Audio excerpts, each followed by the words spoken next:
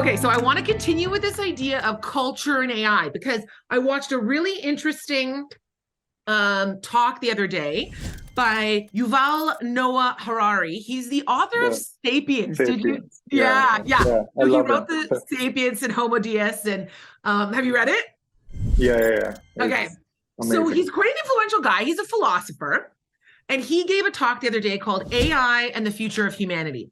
Now, we've talked a little bit about some of the bigger fears, which are more Orwellian, these kinds of dystopian ideas of like a Terminator robot roaming around the earth and killing everybody, or this idea of sentient beings who are making decisions that rule our lives.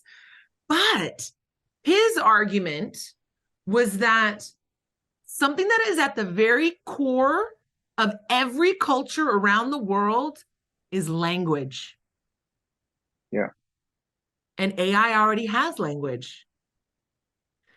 And while he said, and we're going to talk about some of the benefits too, I swear, everybody, the goods and education of all the AI stuff we're doing at York, we're getting there.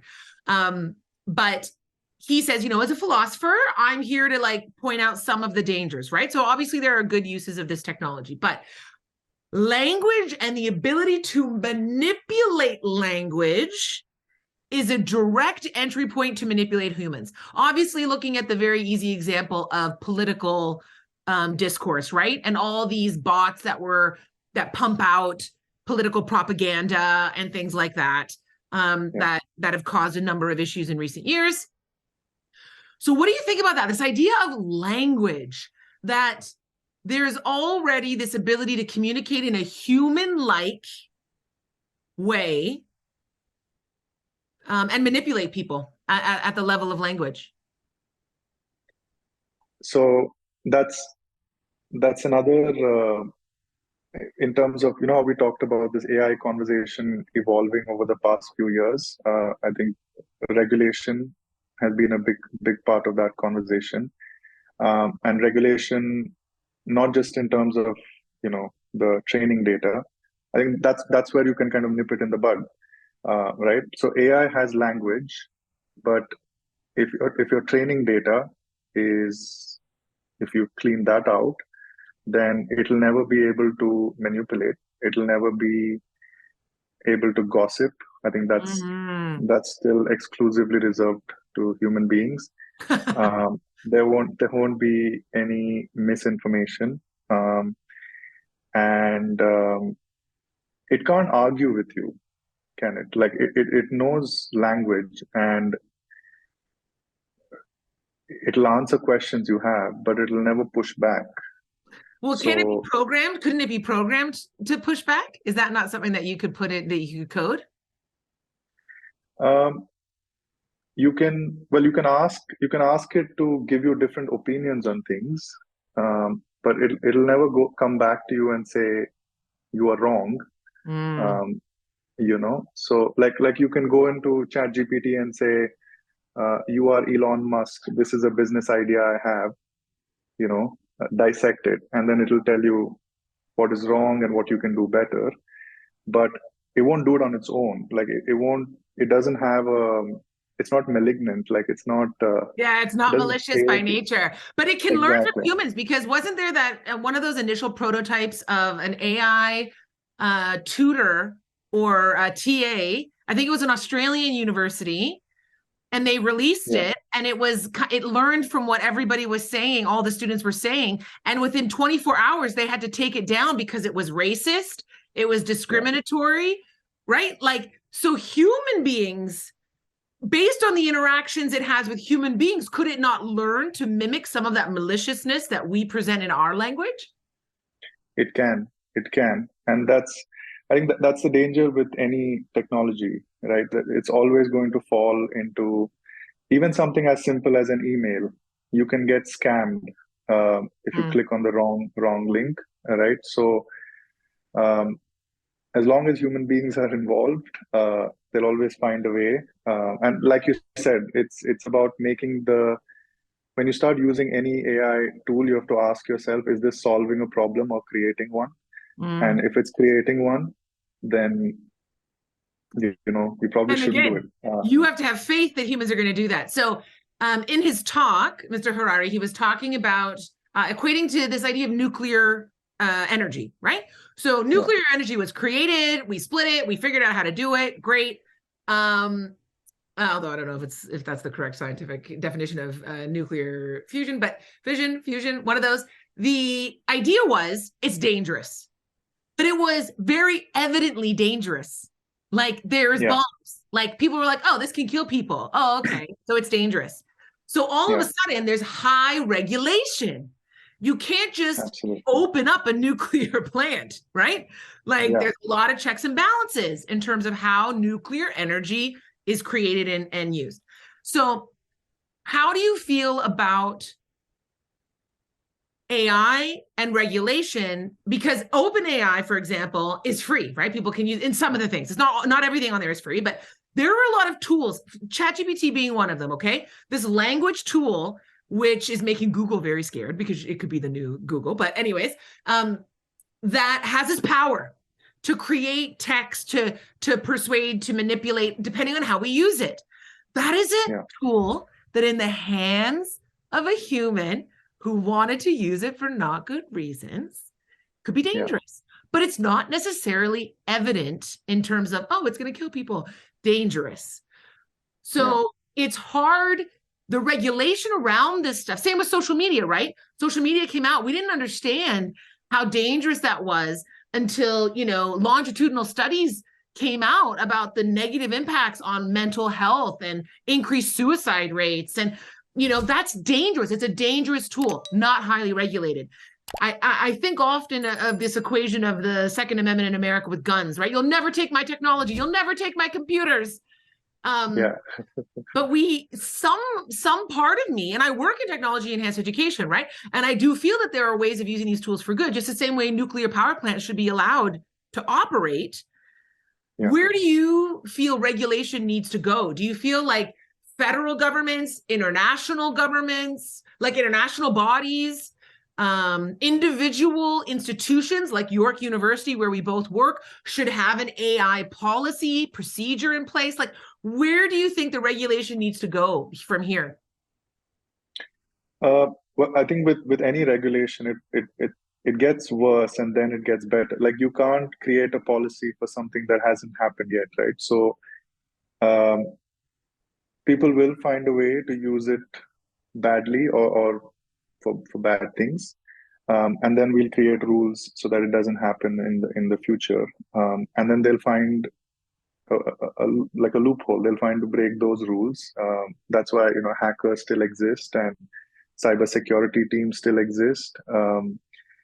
And so we can never protect ourselves, 100%, because there are people out there who are smarter than any AI that exists. People will find a way to break technology. It's the 80-20 rule. I mean, to me, it's as long as 80% of the use cases are positive, we'll continue to move forward. And with things like singularity, to me, that still looks like it's excitement. Like people are looking at it as, oh, is it possible? Can we do it? But with everything GPT can do today, it has practical implications to improve your job, to improve your life, to automate tasks and mundane things that you do every day. So, so it's not doing it for the sake of doing it. It's doing it to make your life better. Yeah, it's the purpose. It's intentional. It's purposeful. Exactly. And I don't have the same faith in humans, I think, that you do. I feel that but I do think that there needs to be rules or regulations or policies or procedures in place in order to check the purpose, to check the intention. This exists with stem cell research. It exists with things like nuclear energy. Like I say, the 80-20 rule in nuclear energy would not work, right? Yeah. 20% of use cases could kill the entire planet. Yeah. So in AI, there are arguments to be made around we need to keep that, whatever that percentage is, because you're right, it's never 100% in any direction. Whatever that percentage is, we need to keep it as low as possible. And how do we keep it as low as possible? And these layers of, hey, let's check and see, is this more about if we can do it, or is it more about why we should do it? right? Yeah. That's where you get egos and capitalism and the people who are like, oh, I just want to see if I can do it. I just want to see if it's possible. Can I live forever? Can I create a singularity AI? Like, and that's Yeah. where I'm like, but should we? Yeah. But let's shift gears for a second because that's great. I love talking about some of these are arguments and things people are thinking about, right? And it's important to Yeah. have these And conversations. yeah, and I don't think we have to, like, the policy building and the regulatory frameworks for this. They don't have to be built from scratch, right? Like, so the whole thing about, AI knowing too much about you, is dependent on how much data you're feeding it. How much data is it already consuming from your applications and from, whatever you're doing digitally, right? And there's a lot of work that's gone on in the last decade or so around data privacy, and Mm, all these big companies have rules on how much data they can collect and use about us. So it's really up to you. Like, you can turn off data sharing on all your applications. You can stop your applications from tracking you. If you do that, um, any AI tool on your system will know nothing about you. Right? Like, we let Siri and Alexa know a little bit about us because they make life a little bit easier. Like, my Siri turns on do not disturb every day at 8:30 because it knows I'm on my way to work. Like, it's tracking yeah. my movement. So we I think have that's a really control. important piece because this is the ownership, right? Yeah, Because we can't just throw our hands up and say, oh, the world of AI is consuming all of my personal data. And you're right. This is kind of that precursor to all this. This has been a very big conversation. And if you haven't watched the documentary called Terms of Agreement or Terms and Conditions, I highly recommend it because we okay. all just click check terms and conditions, right? I agree. So there is something we can do as individuals as well, which I think is an empowering thought because often when we think of artificial intelligence and all the ways we're being tracked and our data is being consumed, we think of them as out of our control. And that's Yeah, not always true. That's, it's not always you can't necessarily not give them anything all the time, but there are decisions that you can make yeah, ways that you can look and the same goes with for Instagram. I remember thinking about that predictive algorithm on Instagram being a huge reason why I didn't want to go on the social media platform, and then I decided to use it in my favor, and I just continuously for 2 straight days I just only consumed things that were positive, that had nothing to do with celebrities, that were all about yeah, ecology or climate change or educational revolution. And I can train. It's not I have power to yeah, train what this machine is doing for me, right? yeah, So, I think that's a really important thing to remember, that ownership piece, that we do have some power in this equation. yeah. It's empowering, and also it's easy, right?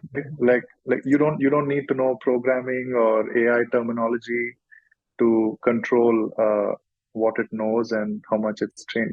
So you have a part to play, and it's very easy. It's like you said, just click on the right things, turn off the right things, read the terms and conditions if you can, if you have time. Life is too Educate short. yourself So on where your yeah, where it's coming from. Absolutely. And absolutely. Yeah, let's pull this thread of easy now for a second, because you mentioned things when you were talking about your primary, secondary education, and even in India, you were talking about things that didn't exist. Some words that you yeah, mentioned were flexibility, creativity, freedom, and problem solving. How do yeah. you feel artificial intelligence, and in the education system specifically now, how do you think the work that you're doing at York University, or AI more generally, the things that you're seeing around the world, how do you see AI? Let's start first with, let's say, flexibility and freedom. How do you find AI improving a student or Sure. instructor's experience with flexibility and freedom? So with think projects like Savvy, right, which is our conversational AI agent we built over the last 3 years. Um, it definitely improves problem solving. Right, it's trained on more than 500 different topics that a student could ask about during their time at university. Everything from where can I get coffee on campus, all the way to help me write a resume for a job. So help is easily available. You don't have to wait for your instructor's business hours or find the right advising office to walk into and then wait in queue. So it takes away a lot of the work. Um, with uh, with other predictive machine learning projects like the one we were doing to predict student performance, um, it does a lot of work for, like, it removes the guesswork. Right, the professors don't have to wait till the end of term to try and see which students have failed, and then again, guessing why they failed. Was it me? Was it them? Mm, Uh, mm, it doesn't have to come down to that. There's a lot of data available for us to not just predict, but also create those personalized learning experiences, those personalized interactions with different business units. Like, Savvy knows a lot about the user. It knows what faculty they're in. Are they an international or a domestic student? It knows their preferred language, so it can meet them where they are. There's a lot of context, mm. right? So, Yeah, so in that sense, increasing yeah, access and speed and reliability of access to information that can help you solve problems. Also, what you're talking about personalized, that idea of flexibly personalizing things, this idea of freedom of time and space as well, right? How do yeah, you feel? Because technology does that to a certain degree. Just I have my laptop, we're having this conversation, we're not in the same place. yeah. How is artificial intelligence, also this is kind of for me because I don't understand all of it, like where we're going in some of this. How does the potential future of AI technologies enable us to connect in across time and space in new and interesting ways? Um, well, let's see. I mean, the way things are going, AI is being integrated into everything, uh, right? Like absolutely everything. So, in terms of connection, I'm thinking about, AR and virtual reality and all that kind of stuff. So you Yeah. don't you don't physically have to be in any space. You don't also have to be on Zoom. You can be in your living room and have the same experience as you would going to university. Like I'm thinking STEM courses or medical courses where you can actually you know do surgeries or build things in your living room. But mixed reality will give you uh, brand new learning experiences, And this right? haptics, like the haptics of touch. And there was also Yeah, another presentation on TED at the recent TED conference in Vancouver with the yeah, wearable technology as well, where it was actually able, the back end system was artificial intelligence, and it was kind of like Siri, but it would do things like take pictures. Like you didn't even have to hold, the argument made by the owner of the company who was delivering the presentation was like, I don't want a phone to be between me and my life anymore.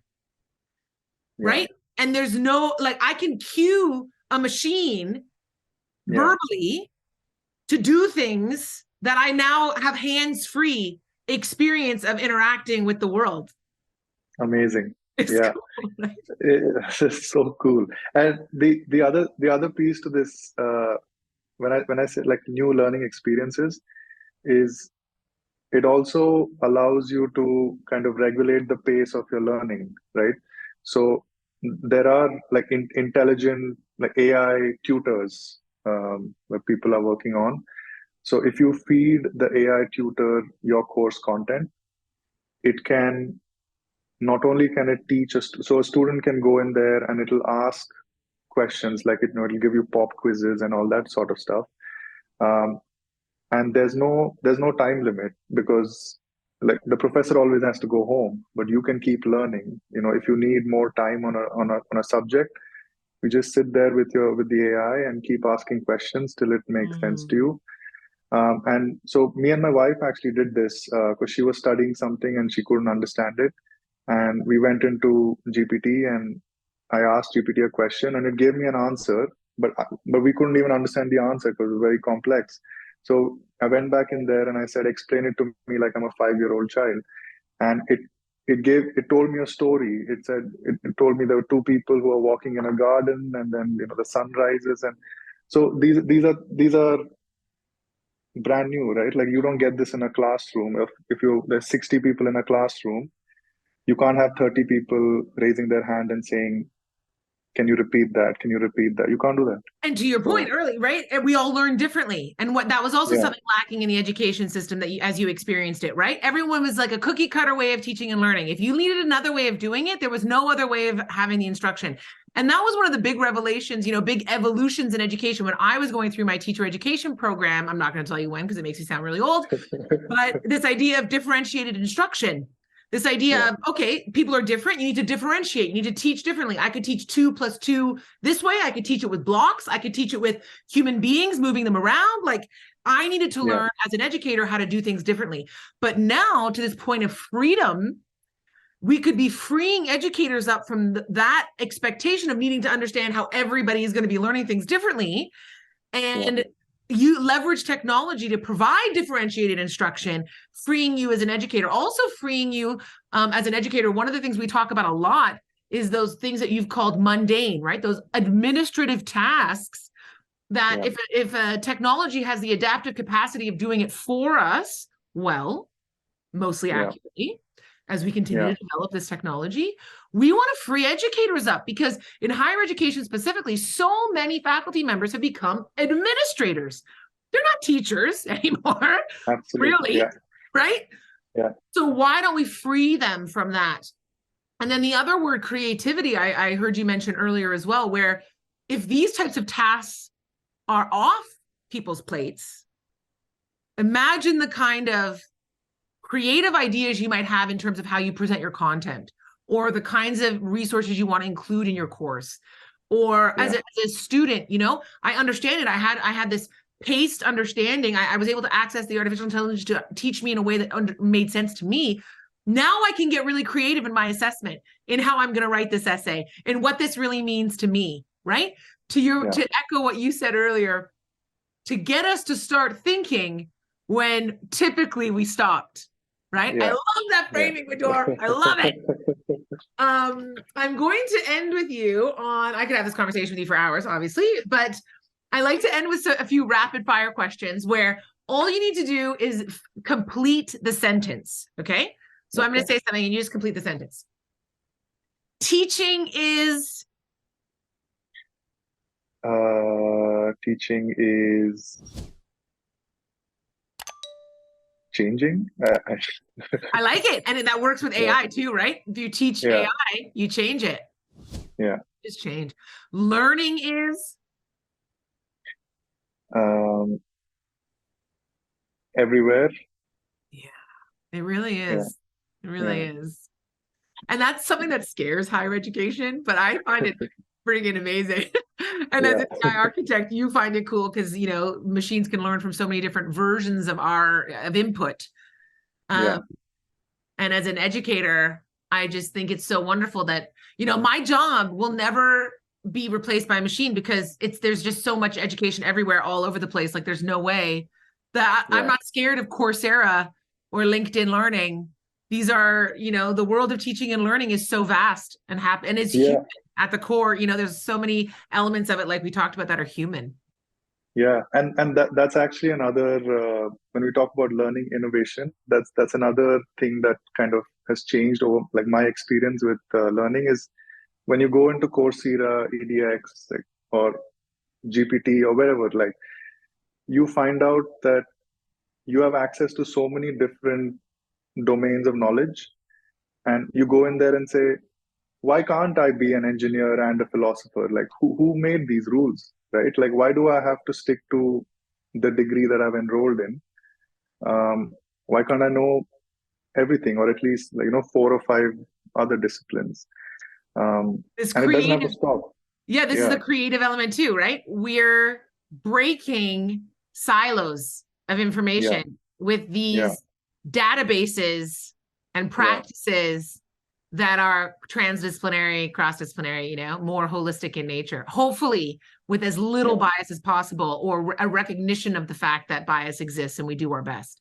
The last one is education systems, Vidur. Education systems are? I think, well, today driven by both the educators and the students. I think students now have more control over how the system shapes up in the next few years. And that's been a real part of your evolution in education, feeling like you didn't have very much influence over your education as a young person, and now being in the industry that you are in higher education in Canada, seeing the true power of learners on the system of education. Vidur, I tell you.